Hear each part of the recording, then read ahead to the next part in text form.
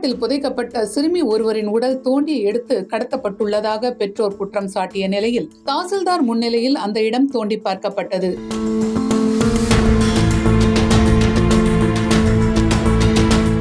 அங்கு நடந்தது என்ன, விரிவாக பார்க்கலாம்.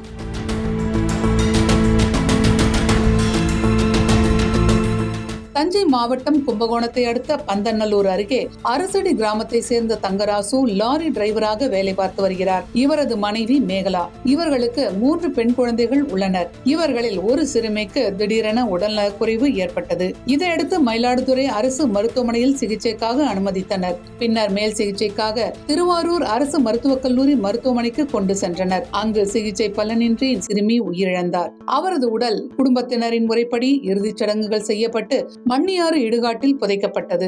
இந்நிலையில் காலை இடுகாடு வழியாக வந்த சிலர் சிறுமி புதைக்கப்பட்ட இடத்தில் 3 அடி ஆழத்திற்கு தோண்டப்பட்டு இருந்ததை கண்டு அதிர்ச்சி அடைந்து உறவினர்களுக்கு தகவல் தெரிவித்தனர். இதையடுத்து சிறுமியின் பெற்றோர் மற்றும் அரசடி கிராம மக்கள் இடுகாட்டில் வந்து பார்த்தபோது சிறுமியின் உடை மட்டும் லேசாக வெளியே தெரிந்துள்ளது. மேலும் புதைக்கப்பட்ட இடத்தின் அருகே பூஜைகள் செய்ததற்கான தடயங்களும் இருந்துள்ளன. இதனால் சந்தேகமடைந்த சிறுமியின் பெற்றோர் மற்றும் கிராமத்தினர் உடல் உள்ளே இருக்கிறதா என்று சந்தேகம் எழுப்பினர். இதுகுறித்து சிறுமியின் பெற்றோர் மற்றும் உறவினர்கள் அளித்த தகவலின் பேரில் பந்தநல்லூர் காவல்துறையினர் சம்பவ இடத்திற்கு வந்து ஆய்வு செய்தனர். குழந்தையின் உடல் உள்ளதா என்று தோண்டி பார்த்து உறுதிப்படுத்த வேண்டும் என காவல்துறையினரிடம் சிறுமியின் பெற்றோர் மற்றும் கிராமத்தினர் தெரிவித்ததால் திருவிடைமருதூர் தாசில்தார் சாந்த மீனா முன்னிலையில் பலத்த பாதுகாப்புடன் சிறுமி புதைக்கப்பட்ட இடம் தோண்டப்பட்டது. அப்போது சிறுமியின் உடல் உள்ளே இருப்பது தெரிய வந்தது. ஆனால் சிறுமியை இவ்வாறு புதைக்கவில்லை எனவும் யாரோ உடலை தோண்டி எடுத்துவிட்டு மீண்டும் புதைத்திருப்பதாக தாசில்தார் மற்றும் காவல்துறையினரிடம் உறவினர்கள் தெரிவித்தனர்.